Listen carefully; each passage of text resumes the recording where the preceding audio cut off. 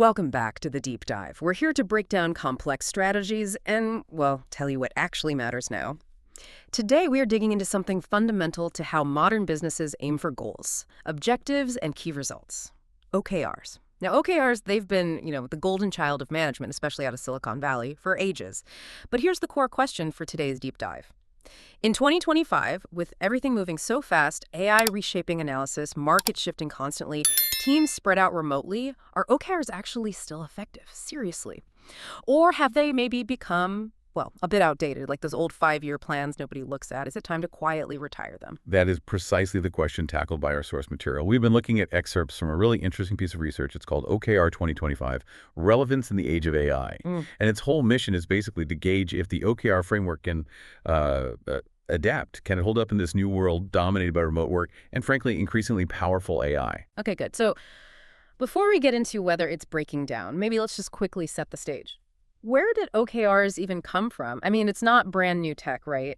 John Doerr's book, Measure What Matters, that really popularized it, bringing it from Intel to Google back when Google was, well, just starting out, relatively speaking. Exactly. And the definition is key if you're going to talk about it. The objectives, those are your big goals. They should be inspiring, qualitative, basically what you want to hit. Then you have the key results. Those are the metrics, usually 3 to 5. They have to be measurable, showing you're making real progress toward that objective. That's the how. Got it. So aspirational goal, measurable steps. Clear enough. Which brings us, I guess, to our first segment. Why did OKRs become such a standard in the first place? What made them catch on?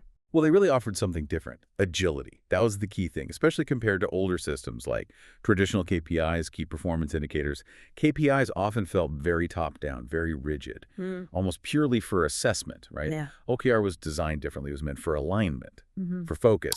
And the research we looked at points to 3 main reasons why they took off, why companies like Google, Intel, LinkedIn jumped on board. They needed a way out of that old, slow, strategic planning rut. Okay, so what's the first factor? First up, simplicity. It sounds basic, but it was huge. OKRs are pretty transparent, clean. You don't need a 50-page manual.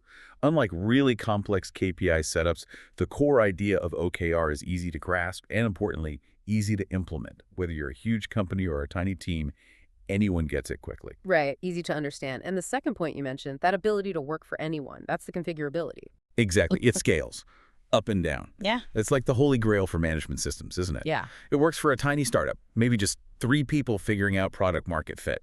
And it works for a massive global tech company juggling, thousands of product lines. That adaptability was crucial. Yeah. That makes sense. And the third one, which I think really set it apart from that sort of 90s corporate planning style, was the flexibility. Spot on. You weren't locked into some rigid year-long plan. OKRs let you work in shorter cycles, maybe focused 3-month projects. Or you could use them for longer, annual goals if needed. That flexibility, combined with the transparency it promoted, created this really powerful sense of momentum. People felt like they knew where they were going and why. It gave the work meaning. Okay, so that was OKR in its prime, the golden age, maybe. But now, let's talk about the challenges. We're hitting segment 2, the OKR collision with 2025 reality. Things are getting tricky. There are real friction points now that seem to be, well, breaking the traditional OKR model. Yeah, the pressure's definitely on. The biggest strain, according to the research, is the sheer velocity of change. Just the speed of everything, market insights, new ideas. What seems critical today might be totally irrelevant in, say, 2 months. So if you set these annual objectives, you could easily waste half the year chasing a goal that already stopped mattering back in April. Wow, yeah. That speed just kills the long-term plan. And what about trying to manage the teams doing the work, especially when they're not even in the same office? That's the next big headache, remote team coordination. OKR really depends on constant communication, on transparency. Everyone needs to be aligned. But when your team is spread across the globe, making sure everyone sees the shared goal, feels connected to it, and is pulling together, that's exponentially harder. You lose those spontaneous hallway chats that actually helped align people. Yeah, those informal sync-ups are gone. Okay, and then there's the elephant in the room, technologically speaking, AI. Right. The source really digs into the impact of AI data dominance. Think about it. If your objective is something like maximize efficiency, AI tools can now analyze complex data in real time. They can often make faster, arguably more accurate decisions than a human manager looking at data maybe once a quarter. So it raises this fundamental tension, right? Is a human-defined 3-month OKR cycle even relevant when algorithms can spot trends and suggest course corrections weekly, even daily? That's a huge point. It implies the key results a manager carefully crafts might be outdated almost as soon as they're set. Exactly. AI can look at thousands of data points, identify causal links humans might miss entirely. Traditional OKRs just weren't built for that kind of analytical speed or predictive power. Okay, so technology is pushing hard, but sometimes the problem isn't the tool itself, but how people use it, right? The misuse factor. That's the fourth challenge highlighted. KPI saturation, or maybe just plain misuse. Because managers are used to KPIs, they often try to force OKRs into that old mold. They start treating key results like strict, mandatory targets for performance reviews, not as the aspirational stretch goals they were meant to be. And when you do that, you kill the flexibility, the agility, you lose the whole spirit of OKR. Right, it becomes another checklist. And finally, what about the people actually doing the work? Do expectations play a role here? Absolutely. The research points strongly to generational expectations. Younger workers like Gen Z entering the workforce now, they expect transparency, constant feedback, flexibility. They're looking for meaning in their work. They don't respond well to rigid top-down systems that feel like they're just about compliance. So applying a clunky, misused OKR system today, it doesn't motivate. It actually demotivates. It leads straight to burnout and fatigue, undermining the very progress OKR was supposed to drive. Okay, this is where it gets really interesting then. The research isn't saying dump OKRs entirely. It's saying they need a serious, immediate upgrade to even function in 2025. They can't stay static. So let's dive into segment 3. What are these necessary adaptations? What does the OKR 2025 model actually look like? Yeah, we're talking about some pretty radical shifts, not just small tweaks. First, reflecting that market velocity we talked about, is the move to shorter cycles. Forget annual objectives as the main driver. Companies need to shift to really short, focused periods. The research specifically suggests 4-week or maybe 6-week cycles. Well, no, 4 to 6 weeks. Isn't that just chaos? Yeah. How do you maintain any kind of stability or long-term direction if the goals are shifting that fast? That's a fair question. It sounds chaotic, but the key is what changes. The overall objective, the big aspiration for the quarter, maybe even the year that can remain relatively stable. What changes rapidly are the key results. So the objective might stay, increase customer retention in Q3, but the specific measurable actions, the KRs, for each 4-week sprint, they iterate constantly based on what you're learning on real-time data. It lets you pivot fast within the larger goal. Ah, okay, so the destination stays roughly the same, but you're constantly adjusting the route based on the terrain. That makes more sense. What about bringing in those AI tools we discussed? That's the second big adaptation, AI-driven OKRs. It's not just using AI for tracking progress, but actually leveraging it to suggest and assess key results. The source mentioned platforms like Ally.io, Notion AI tools that are starting to build this capability in. How does that work practically? AI suggesting key results. Sounds a bit like science fiction. It's basically sophisticated predictive analytics. The AI looks at your team's past performance, current bottlenecks, maybe even external market data, and suggests a key result that's ambitious but statistically achievable. It helps remove some of the human bias or guesswork.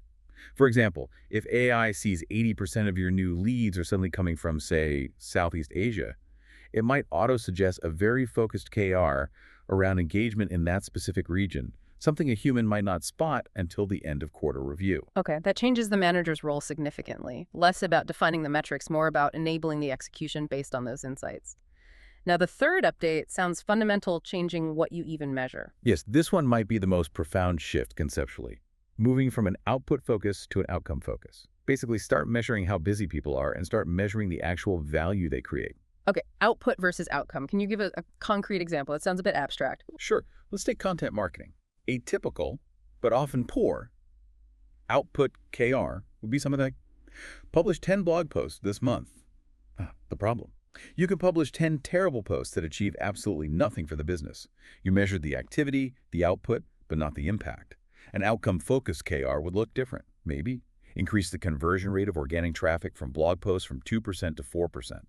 See the difference? Now the focus is on the value generated, the outcome, not just the raw activity. We don't care if it took 3 amazing posts or 10 mediocre ones, as long as the desired business outcome improved. Got it. That completely reframes the conversation, doesn't it? Okay, and for those remote teams juggling these faster cycles, integration must be key. remote integration. Absolutely critical.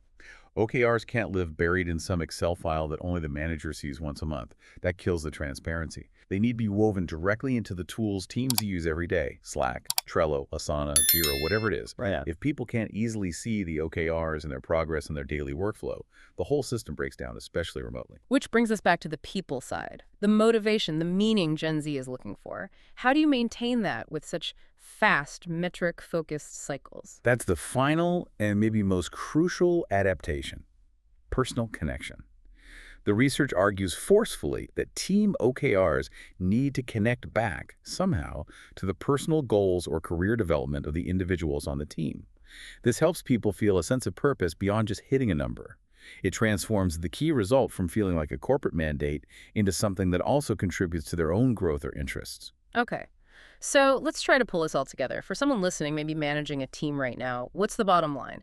It sounds like the research concludes OKRs aren't dead, but they desperately need this modern update. They're still useful, but only if applied in this flexible, fast, tech-integrated way. That's the takeaway. The core principle John Doerr talked about decades ago still holds. OKRs have to be built on transparency and conversation, not just assessment. And the research specifically warns, especially for smaller businesses, that rigid, old-school OKR implementation just leads to burnout.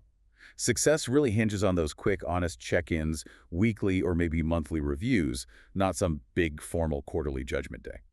So the direct advice is, if you're still managing OKRs using an annual spreadsheet you dust off quarterly, it's probably time to evolve. Embrace the shorter cycles, focus on outcomes, look at AI tools. It's about migrating to the 2025 version. Which leads us to maybe one final thought to leave you with, building on that idea of meaning. If OKRs really need to shift focus from just what the team is doing, output, to why they're doing it, meaning, and if they need that connection to individual goals to truly work, well, it puts leaders in an interesting spot. How do you maintain that tight organizational alignment towards the big company objectives while also giving people the autonomy and personal connection needed to stay motivated and engaged? That's a really interesting tension, isn't it? Balancing that top-down alignment with bottom-up autonomy and meaning, definitely something to think about. We hope this deep dive into how OKRs need to adapt for 2025 was useful for your own strategic thinking. Maybe you reflect on your own experience. Are you running the 2005 version of OKRs or something closer to this 2025 model? Food for thought. That's all the time we have for this deep dive. Thanks for joining us.